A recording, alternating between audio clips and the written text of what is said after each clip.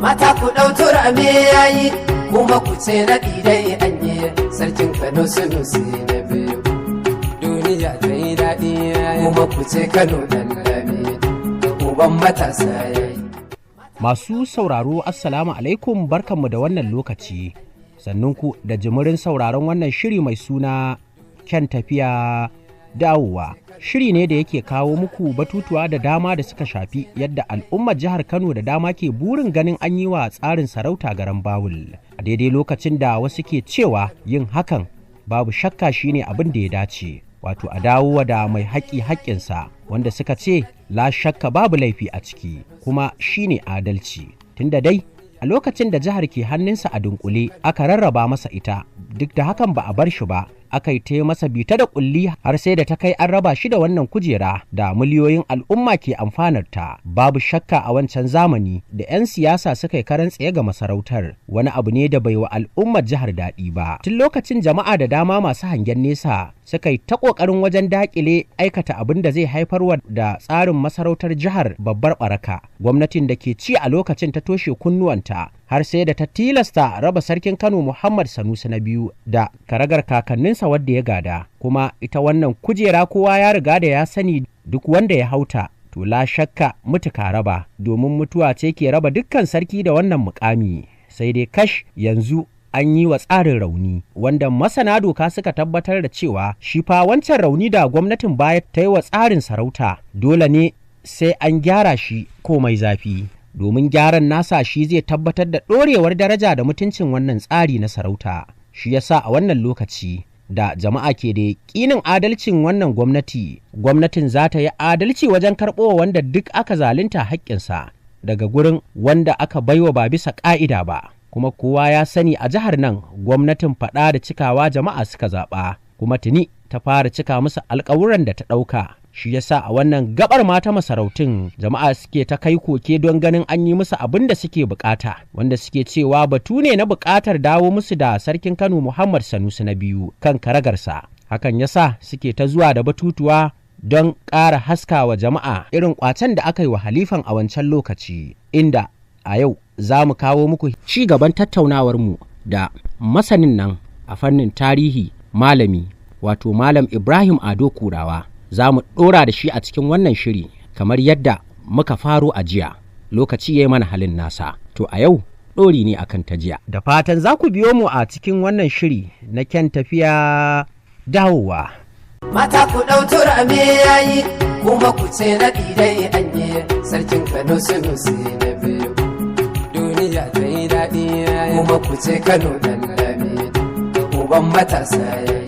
Kano, jalla babbar Hausa ta dabaci garin ilimin addini da kasuwanci mai tarin mutane masu daraja da ɗimbin tarihi, garin attajirai da tarin jama'a, gari mai martaba da salon shugabancin haɗa kawukan al'umma guri guda. Hakika lokaci yayi da jihar mu za ta ci gaba da riƙe kambunta na martaba da dunkulewa guri guda a hannun shugabancin da mujaddadi ɗan fodiyo ya kafa tun asali, kamar yadda aka san mu a baya, wanda muka yi katarin samun shugaba ɗaya tilo da ke mana jagoranci da ya dace da addini da al'ada. Shakka babu jihar Kano na buƙatar dawo mata da martabarta ta tun shekara da shekaru a wannan lokaci. A haɗe birni da ƙauye guri guda, a damƙata a hannun da aka yi wa ƙarfa-ƙarfa a baya. Wannan saƙo ne daga Malam Ahmad Sarkin Noma.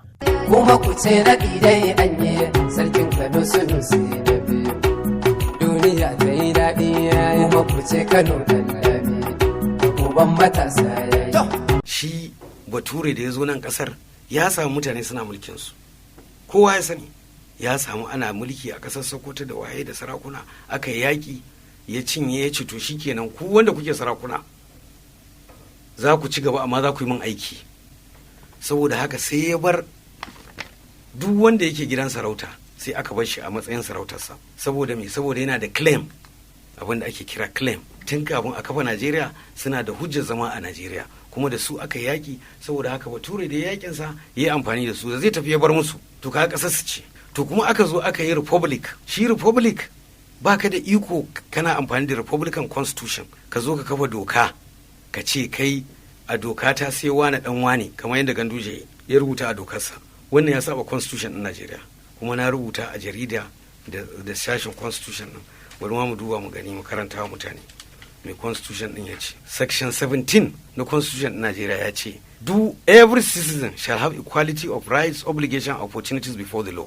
Saboda haka ba za ka zo ka rubuta wata doka ka ce sai wani dan wani zai rike public office ba. Shi sa aka ce ka batta kar ka yi doka, mutane su rinka rayuwarsu yadda suke kafin a yi dokan nan. In sun samu rigima a tsakaninsu to su je kotu a yi musu shari'a akan custom, ka gane, custom ba akan doka ba. To amma shi sai ya zo ya rubuta. Saboda haka wannan dokar da Ganduje idan za a bi ta, wani shi ma zai iya zuwa ya doka yau ya ce shikenan sarautar Kano na sa 'yan gidan Ganduje su zama suna cikin wanda za a ba sarauta. Saboda ai kusan haka yi, da ya zo ya dokar sai ya sa ma wanda za su zaɓi sarkin sai ya rubuta sunayensu, kuma da ya tashi rubuta sunayen sai ya rubuta wanda yake so. Tunda me yasa na ce haka, misali kowa ya sani cewa wanda suke sarautar madaki zuri'ar Yolawa ne, ba wanda ya zo ya ce sai gidan mutum ɗaya. Amma Ganduje sai ya zo ya rubuta ya ce sai gidan Malam Jibir. Duk wanda ya san tarihin Kano ya san ba za ka raba Malam Jibir da Malam Goshi ba. Sai ya rubuta a dokar sai ya ce sai gidan Malam Jibir. Saboda haka ita wannan dokar da Ganduje ba wani abu da ya sai fitina, bata zumunci. To amma wasu sai su zata tunda abin ya zama doka an kira shi a matsayin doka. Za mu zo kan wannan, soke ta za a yi. Ba democracy ba ne? Saboda haka yiwuwar a soke ta. Kwarai da gaske. To saboda haka sai ya zo gidan Makama sai ya ce gidan Malam Bakatsine. Duk wani wanda ya san harkar joba ya san da gidan Malam Bakatsine da gidan Malam Sa'idu da yar uwarsa Habiba duk suna yin sarautar Makama. To a dalilin me zai sa gida daya in ma yana inda hankali a ciki? Kaga babu, saboda yana son ya creating fitina. To kai da kake cewa doka ce, to Ganduje ya dogara cewa shi yana gwamna shi yasa ya doka, ba haka yake ba a matsayinsa na gwamna? Haka yake. Tunda shi ba jihadi yayi ba, shi kuma ba dan fodiya bane. Ai hujjarsa na yin doka an zabe shi ko kuma yana da majalisa. To shi ma abba yanzu hujjarsa da zai soke ta, an zabe shi kuma yana da majalisa, sai ya gyara. To idan ya gyara abin ba zai zama cewa kowa zo zai dinga yi ba shi ma? Yayi, shikenan. Ai da ma haka demokradiya take. Demokradiya abin da ake kiransa share impermanence of situations. Idan an zo an ce wannan sai ai wannan. Shi sa muka ce maka tun farko bai kamata a yi dokar ba, saboda ba hurumi ne na yin doka ba. Kuma dokar ka ce ka yi doka don ka naɗa wani sarauta ta saba constitution, saboda sarauta abu ne na fifita wani akan wani. Amma an san mutane suna yi, kamar yanzu za mu yi sallah. In za mu yi sallah ba za mu ce liman ba sai wane sai wane, kaga tsakaninmu ne. Ko zan sa riga iri kaza, ba wanda zai zo ce min ga rigar da zan sa. Shine abin da ake nufi da custom. Gwamnati za ta iya regulating custom idan an danne wani hakkinsa, ka gane? Amma inda ba a danne wani hakki ba, bayan da zaka zo ka shiga harkar mutane. Kuma duk duniya haka yake. Amma republic maganarsa yana kana da yanci a matsayin kowa da kowa, sai dai inda za ka yi doka kamar da sarauta ta doka ta constitution, sai dai ka koma tortif, yanda ake zaben tortif ba dan kowa bane, kowane mutum batibe zai iya zama tortif. Sun sa shekaru, sun sa wane ne, sun sa ka'idoji. To sai dai haka za a koma. Amma ba haka za a koma ba, magana ta gado sai a bawa mutane su tsarin su da suke ba a rubuta shi ba, bai zama positive law ba. Ni ina ganin kamar a matsayinka na masanin tarihi, me zai hana ku kawo shawarar da zai zama cewa an daina irin wa'annan abubuwan gabaki daya? Ai shawarar da za a daina shine a rushe a koma kafin zuwan Ganduje. Ai da mai girma gwamna, tsohon gwamna da ya tafi, Ganduje ya ce ya yi wa dokan nan cin bakin da ba wanda ya isa ya zo ya rushe ta. To shikenan, tunda majalisa ya je yayi kuri ne, yanzu ita majalisa za ta rusa insha Allah, saboda shi wane ne zai ce duk abin da ya ba za a rusa ba ban da Allah? Ai kaga daga nan ma ka san cewa ba hankali a cikin wannan magana. Ko ka ce sai Mahadi, akwai wanda ya sai wannan? Yanzu ko shi fa Shehu Dan Fodiyo ne ya kafa wannan gidajen, yanzu za ka haɗa Ganduje da Shehu Dan Fodiyo? Kaga ba zai yi ba. To saboda haka kaga a dokance wannan abu da Ganduje ya saba wa doka, ya saba wa ka'idar tafiyar da zaman lafiya da custom da tradition ɗin mutane. To saboda haka ba shi da hurumi a cikin tsarin tafiyar da abubuwan da suke na Najeriya. Ta ina wannan doka za ta tabbatar da, tunda wasu suna batun cewar a dawo da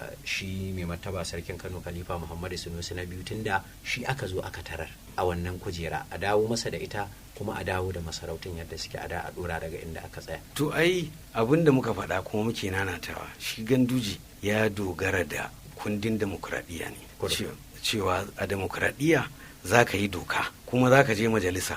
To saboda haka majalisar nan da Ganduje ya amfani da ita ce yanzu za ta yi doka ta ce ta soke duk abin da aka yi da, an koma yanda ake kafin a yi dokar 2019. Shikenan sai kowa ya kama gabansa. To yanzu hakiman da aka nuna kuma a yaya da su kenan a kamar wayannan masarautu? Shikenan sun tashi daga aiki, saboda dokar su is illegal, ba ta da tushe. Abin da suke gudu kenan, shi isa a maimakon su je su yi wani aiki na gaske suke tafiye-tafiye suna wannan. Babu wannan doka ce in majalisa za ta yin doka ba, ku ga abin da suke faɗa ba, majalisa za ta yin doka, majalisa za ta yin sokewa, abin da hukuncin da aka ba su kenan. To saboda haka muna son mu koma asali a gyara abubuwan nan, a daina rarraba kan mutane. Shi yasa yanzu majalisa za ta yi, shi da ya zo ya yi cewa ba wanda isa yi, to ka taɓa yin kai amfani da abu kuma ka ce wani ba zai ba. To saboda haka wannan magana babu ita. Menene a demokradiyya ya ba da damar kai wannan abubuwa? Wannan shine abin da ya kamata mu tambaya. Shi demokradiyya magana ake ta mutane su zauna a tsakaninsu lafiya, a yi zaɓe, in wannan ya zo ya ci zaɓe ya yi abin da ya yi, in ya tafi bayan shekara 8 kai ma ka zo ka yi naka, ba za ka ce duk kai abin da kai ba dole ya tabbata. To idan kuwa haka ne, kaga ya zama cewa kai ba demokradiyyar nan kake ba, abin da kake yi barazana kake yi. Kuma idan ka duba duk wannan mutanen, su ba demokradiyya suke magana ba, barazana suke magana cewa in ba a basu ba sai an yi kaza. Kuma ka duba tarihin suka gani, idan ka duba abin da ya faru kenan lokacin da aka yi rigimar Alhaji Muhammadu Abubakar Rimi, suka ce su ba su yarda da abin da gwamna ya ba a wannan lokacin, aka kashe mutane. Ka gane abin da suka yi kenan lokacin da aka zo aka naɗa Sarkin Kano Muhammadu Sunusi, suka yi ta cewa ba su yarda ba, suna kone-kone. Saboda su ba su da zuciyar da za su iya budewa su yadda da tsari na mutane masu hankali. Kuma shi sa yanzu suke cewa idan aka ce za a dawo da shi ko za a soke doka za su yi rigima, saboda sun san ba su da hurumi a tsarin mulki ka hana majalisa yin doka. Saboda haka kawai abin da za su sai su ce za su yi rigima. To kaga mutane ne wanda suke su a wurin su demokradiyyar su san ransu. Kuma menene idan baka bi san ransu ba, su yi zanga-zanga, su yi kone-kone. Wannan shine kawai. Amma idan kai ka yarda cewa abin da kake daidai ne, kuma magana kake ta demokradiyya, to an zo an yi wannan shikenan, sai ku bari in naku ya zo ku yi. Wannan shine, saboda duk duniya haka ake yi. Amma idan ka ce wai dole wani abu sai ya tabbata, idan aka yi saba maka kai, dan an saba maka sai ka yi rigima, to kaga bambancin su da Sarkin Kano Muhammadu Sunusi na biyu kenan. Abin da suke kafa hujja da shi shine cewa ko lokacin da aka naɗa shi a matsayin sarkin Kano, an ta ganin mutanen jihar Kano suna kone-kone da kin karɓarsa a matsayin sarki da aka naɗa musu, wanda lokacin kuma da aka fitar da shi a matsayin wanda gwamnatin jihar Kano ta wancan lokacin ta sauke, da an gaba abin da aka yi a jihar Kano, wai an zauna lafiya, shine abin da suka dogara da shi. To yawwa, ai kaga sun ba kansa ansa, su ba sa son sa, saboda haka sai suka fita suka yi kone-kone. Ka gane? Su kuma wanda suke son sa da aka cire shi sun yarda da kaddara, wasu suka ce a zauna lafiya. Su ko ba za su iya haƙura ba, shi ne bambanci ai. Duk wani mai hankali ya san cewa idan da Sarki Sunusi yana son a rigima, mutane zai ba kuɗi. Ba kuɗi ake bayarwa ba, ka fito da 'yan daba su kakkashe mutane su kone-kone. Ai kuɗi suke bayarwa. To amma shi bai yadda a kashe koda tsuntsu ba a kan sarautarsa. Ai kaga sun ba kansu ansa. Ba wai maganar wai dan ana so ba. Ko yanzu to misali ka ɗauka. 'Yan kunkusiya ba su da mutane a Kano, ko wanda suke son Sunusi ba su da mutane a Kano. Amma su lokacin da aka yi wannan sai aka ce kowa ya zauna lafiya, ya ce ya yadda. To amma su yanzu sun faɗa cewa su ba za su yadda ba in an cire nasu, kaga bambanci kenan. Har magana ya ce kowa ya karɓi wannan abun ya zauna lafiya. To wai wannan sai ya zama aibi. Yanzu da Allah kasar mutane masu hankali ya za a yi wannan. Shi sa ai suke dawo muku da maganganun nasa da ya a wancan lokacin, suke cewa ai ya ce ya karɓi kaddara, ya yi tawakkali ba sai ya dawo ba. Su ma yanzu su karɓi kaddara an kore su. Kaddara tana tsaya akan mutum ɗaya ne? Ai kaddara ba za ta tsaya akan ka kai kaɗai ba. Idan ka yarda cewa wani an cire shi saboda kaddara, to kai ma an cire ka yarda da kaddarar. Ya za ka ce ta haka take? Kaga wannan ba magana ba ce. To yanzu sai mu koma maganar su ta cewa me yasa zai ce zai dawo? Ba da shi ne rigimar su ba. Me yasa Sarki Sunusi zai ce zai dawo? Ai dalilai ne. Tunda dai abu ya riga ba kuma shine ya ce zai dawo ba. Ka gani situation ne ya warantin, wato abu ne ya faru ana son a gyara. Na farko dai a tarihin Kano ba a taɓa samun wani ya haɗa kai mai ƙarfi daga gidan sarauta ya haɗa kai da wanda za su rusa sarautar nan ba. To su wanda suke kai yanzu da su aka haɗa kai aka rusa ta, aka zo aka gudiddiba ta, aka mai da ita, aka gutsutsura, suka yi haɗin kai da ganduje. To saboda haka kaga bai kamata a bar su akan abin da suka haɗa kai aka cutar da wani ba, tun da gyara ake so. Me yasa na ce haka? Lokacin da Sarkin Kano Murabus Sa Muhammadu Sunusi, shi zuwa ya da kansa ya ce ya sauka baya yi, saboda sun ce in bai sauka ba suka yi bashi wasu abubuwa suka yi binciken su. To tun kafin a yi wannan akwai kaninsa dan iya Aminu shi Sarki Sunusi ne ya cire shi. Da aka zo za a yi Moffat da kansa ya je gidan dan iya Aminu cewa yana son ya bincike shi, mai yasa ya shiga gida zai dauko takobi ya sare shi. Yace na ruwana da kai Bature, wannan rigima ce da ni da dan uwana, ba ruwanka da zaka shiga. Kaga wannan, saboda haka dan iya Aminu bai shiga rigimar sarkin Kano sa Muhammadu Sunusi da Sardauna ba. Kuma aka zo aka ɗauki babbansa wanda bai san rigimar ba ma aka yi masa sarkin, ba wanda ya shiga a ciki. Kaga sabanin yanzu, me yasa nace maka sabanin yanzu? Kowa ya sani, kowa ya ga clip din dan masanin Kano inda yake cewa Muhammadu Abubakar Allah ya ji kansa lokacin da ya ce zai cira sarkin Kano, yau Galadima Tijjani Hashim Allah ya ji kansa ya kyautata makwancinsa, ya ce mar sannan yana turaki, in mun cire mutumin nan kai za mu ba wa sarki.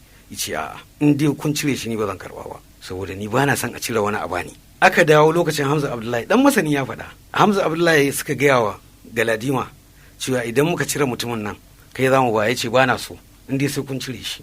Saboda haka shekara 50 da sarkin Kano Alhaji Ado Bayero Allah ya ji kansa, babu wani mutum mai karfi, ban ce kanana ba, da ya je ya haɗa kai dan a cire shi, ko kuma su ce a cire shi a bani. Su ko yanzu an cire shi an bashi. An ce wai hakan ba laifi ba ne a neman sarauta, dama ta gaji haka ai ta kulle wajen ganin an aikata komai wajen nema. Shikenan sun ba su kansu an samu mu yadda da wannan ba, amma tunda haka suka dauka yanzu man an cire sai su dauki wannan. Tsawon wannan shekaru da yayi shekaru 6 a masarautar Kano, kuna tare da shi kuma a matsayin ku na masu bibiyar al'amuran yau da kullum musamman fannin tarihi, waɗanne abubuwa ya kawo wa jihar Kano ne musamman a fannin ci gaba da ita kanta sarauta? To kaga wannan abu ne wanda yake mai dogon bayani, saboda na farko dai ba ma zan shiga wannan ba sai na dire akan irin abubuwan da suke yi domin su bata shi. Ka gane wannan ma shi ma yana daga cikin dalilan da ya sa ya kamata ya gyara wannan abu, saboda ita kanta sarauta bai kamata ka yi amfani da wani ka ci mutuncin wanda yake kai ba. To tunda sarki Kano Muhammadu Sunusi na biyu ya hau, haka suke taimasa wannan cutar, saboda ka na gaya maka cewa yan uwansa Galadima Tijjani Hashim cewa aka za a bashi sarautar nan. Dan iya Ciroma Aminu Sunusi bai taba neman sarauta ba, cewa a cire sarkin Kano Ado a bashi. Dan iya ambasada abin nan Ado Sunusi bai yi ba. Su ukun nan su ne suka fi kowa karfi a cikin wannan sarautar, ba su taɓa masa kulle-kulle ba dan a cire shi. To saboda haka kaga ba za ka yi amfani da wannan ka ce wani abu ba. Amma shi tun da ya hau ba abin da suke, wani ma da cewa ma bai gaishe shi ba, har ma dai aka zo aka cire shi daga sarautar da yake. Wani kuma cewa ai abin da za ka yi kawai ka makalli mutum dan ka cutar da shi, wani a cikinsa haka ya faɗa. Su duk sun yi wannan abubuwa. Abin da ya sa ko wannan abu yake faruwa ba wani abu ne sabo ba a cikin ɗabi'ar ɗan adam. Idan ka duba tarihi abin da Ibn Khaldun ya ce, cewa mutane wanda suke ba su da komai suna zuwa su samu sarauta, amma idan abin ya nisa wanda ba a yi gwagwarmaya sarauta da su ba, sai ya zama cewa sun zo sun zubar da wannan abun, ba za su samu haɗin kai ba a tsakaninsu. To kaga shi ne irin wannan.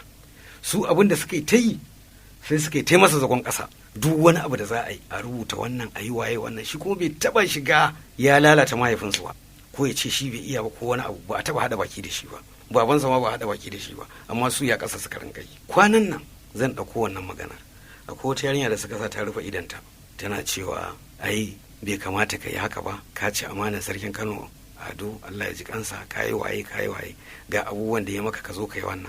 Su suka sata saboda mun san yarinyar, kuma ba yanda za a yi mutum kana sarki dan sarki ya sa a je a maka gori, wai a ce wai sarki ta ce ra'ayin kanta ta yi wai ƙarya take zumuncin ne ba ta so ya warga. Ƙarya take, saboda maganganun da ta faɗa wallahi da ƙarya ne na zumuncin. Ni na sani shekarar mu 55 da sarkin Kano Muhammadu Sunusi na biyu tun muna yara, duk abin da ta faɗa akan zumuncin nan ƙarya ne. In kuma da wanda zai zo ya faɗa ya ce ga abin da aka yi ya zo ya faɗa, su kaga makaryaciya ce, su suka sa ta yi. Kaga wannan bayan da za ka zo ka yi ku sa mutum ya zo ya wa sarki gori. Kaji ɗaya.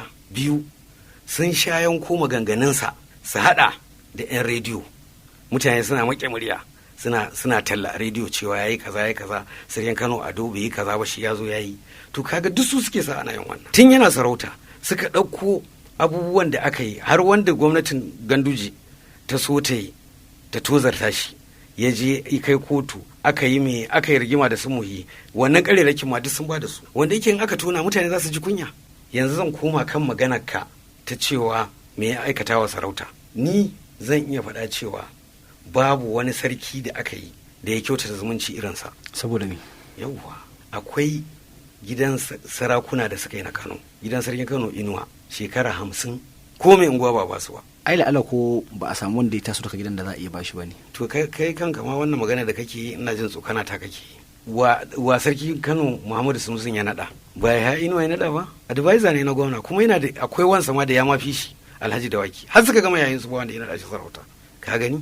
Sannan ya tafi gidan sarkin Kano Alu, kowa ya san lokaci da wanda su sarauta tun dan Maji Ahmadu Gwadabe wanda sarkin Kano Alhaji Abdullahi Bayero ya nada shi, ya zo ya ba shi sarauta. Ya je ya dauko Aminu Sadiq daga gidan dan Lawan Ayuba da kuma Turaki dan Lawan Ayuba, ya ba shi sarautar Zanna. Mutumin nan Allah ne ya san shekaru da yana neman wannan sarautar. To kaga wannan ba zumunci bane, ba wanda ya taba yi tun daga kan sarkin Kano Alhaji Abdullahi Bayero, ba wanda ya je yayi wannan. To Sunusi ya zo zai hada kai suka rusa. To kaga a maganar sarauta kenan. Sannan shi kansa a gidan da ya zo duk sun yi karerakin su rubuta abu su saka wannan su yi wannan a sako a jarida a yi waye. Akwai wani babanmu malami ne a gidan sarki na naira 500 ake biyan sa, amma da sarkin Kano Sunusi ya zo ya mai da shi naira 30,000. To duk wannan ba gyara sarauta ba ne? To su abin nasu ma na cin mutuncin nasu ma har sun tafi ma suna cewa ba abin da ya taba yi a rayuwarsa. To abin da sarkin Kano Muhammadu Sunusi na biyu ya yi a matsayinsa da ya rike na Najeriya, babu wani inda kai ba shugaban kasa bane, inda ba shugaban kasa bane, wani dan arewa da ya rike wani matsayi da ya yi abin da yi. Abin da aka yi a Najeriya abubuwa guda biyu ne da ba taɓa yin su a Najeriya: kamfanin siminti na Dangote da refinery din Dangote da yi. To Dangote da kansa ya faɗa a biyu cewa ba wanda ya taimaka masa a harkar refinery din nan da wadan sai ya gano Muhammadu Sunusi wada ba zai ba. Kaji daya. Na biyu, kafin ya zo ya zama gwamnan Central Bank, idan banki ya zo mutane suka sace kuɗin banki, duk wanda ya ajiye kuɗi a Savannah Bank ka je ka tambaye shi, akwai wanda ya ajiye miliyan 5 miliyan nawa duk sun mutu, wasu kuɗin su naira 50,000 kawai za a basu. Ya ce an daina wannan a Najeriya, sai ya kafa Amcon, sai ta karɓi bashin, sai a biya mutane a siya bankin kuɗin su zauna. Ba wanda ya wannan a Najeriya. Wannan ka kiyaye mutane ma hakkinsu ba wani abu wani waye ya yi. Sai kawai ka zo ku samu mutane da ba su taɓa komai a rayuwarsu ba, banda su ce babansu ya yi, ka haɗa su da shi. Mutumin da ya zo ya riƙe ƙasar gaba ɗaya ya taimaki al'umma. Mata ku ɗau turame yayi, kuma ku ce na dai anye sarkin Kano Sunusi na biyu. Duniya ta yi daɗi yayi, kuma ku ce Kano ɗan lami, uban matasa yayi.